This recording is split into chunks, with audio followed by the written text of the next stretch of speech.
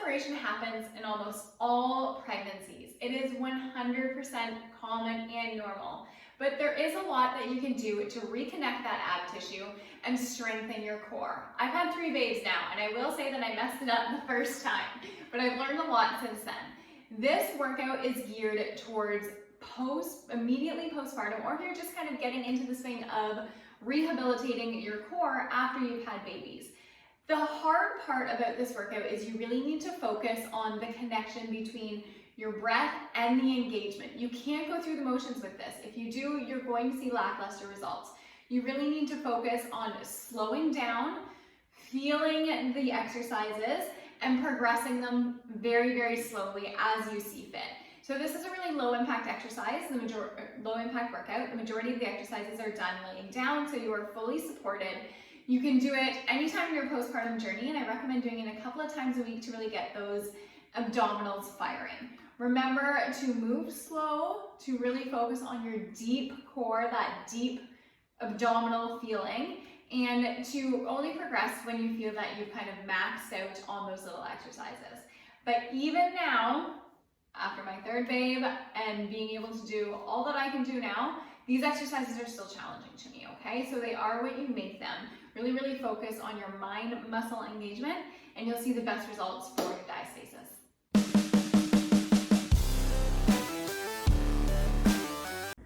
Okay, so the first thing we're going to do here is warm it up. So we're going to do some belly breathing. Wrap the band around your tummy. And what I want you to think of is expanding that band in all areas. As you take a big inhale, you fill up your belly, and exhale, the band should become looser. So inhale, press out against the band, and exhale, it should come in. You're sitting up nice and tall, easy posture. It should be comfy, and it's just getting some movement into your abdominals. From there, we want pelvic tilt, so lay on the ground, and I want you to arch your back. That means that your back isn't touching the ground, your low back. And then I want you to focus on tilting your pelvis, so that's bringing your ribs towards your hips, okay? So pressing your low back into the ground. That's gonna be crucial for engaging those deep tummy muscles, so get used to that motion. Pullovers. Okay, so you do need a block or a ball or whatever you can. And what I want you to do is tuck the rib cage down and come into a minor pelvic tilt. That low back is on the ground. You are going to reach your arms behind you, and you're going to feel a stretch. You're going to want to arch your back and flare your ribs, and I want you to not do that. Okay, so we're working a little bit of shoulder and upper back mobility, which is crucial to getting your internal anterior core muscles to fire. So nice, slow, and controlled. You're going to inhale as you're coming down, exhale as you're coming up, making sure that low back stays on the ground and the ribs do not flare.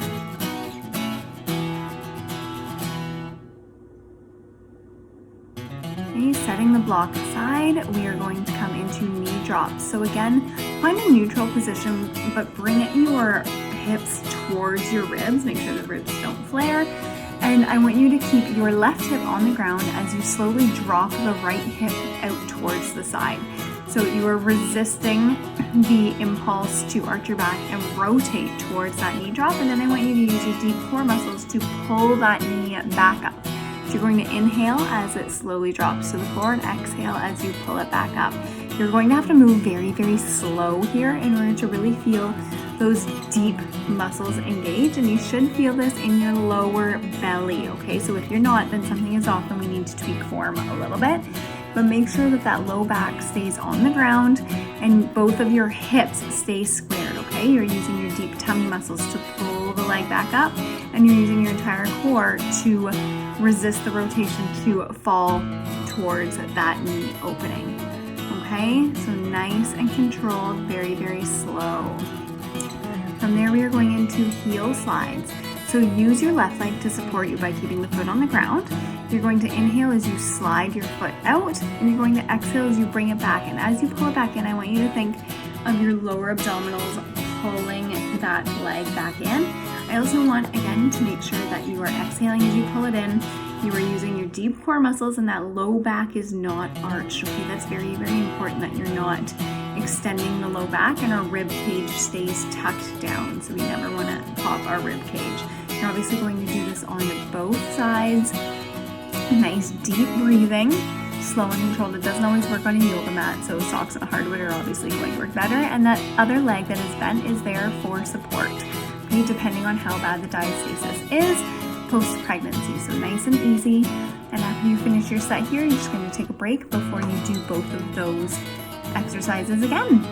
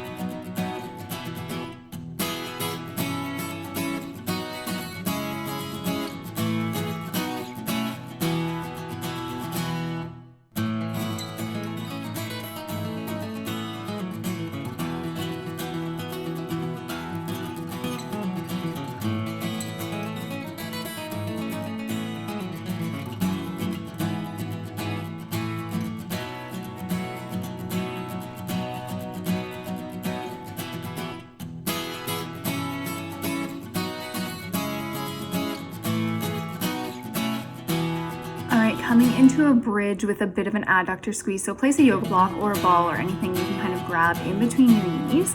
What I want you to do is keeping that rib cage down. You're going to lift the glutes up, squeezing the glutes, and then I want you to press your knees into that block lightly. It doesn't have to be intense, with a brief pause at the top. Okay, so this is getting your core muscles to work together with your glutes and to get your glutes to fire so that they can help support your pelvic floor. If you do need to incorporate pelvic work into that, that is something separate, and you are going to pull your pelvic floor up as you do this, but you do want to see a pelvic floor physio before kind of adding any Kegels.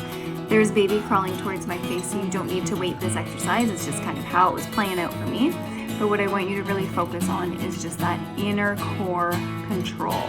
Okay, so use your glutes to lift up, squeeze in without arching the low back and keeping the rib cage in a tucked position. Notice you're not lifting very high. It's more about the engagement and control.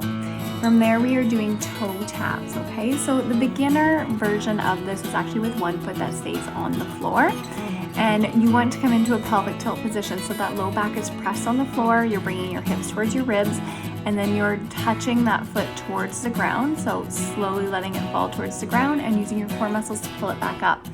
Here you are resisting the urge to extend. So your low back actually wants to extend, your abs want to release as that foot comes down, and you are trying to not do that, okay? So move as slow as you need to in order to feel that connection. In the next set, when you are ready to make this harder, is both feet begin off of the floor and you do your toe taps that way, okay? So take a rest and then find your breath and come back at it for one more round.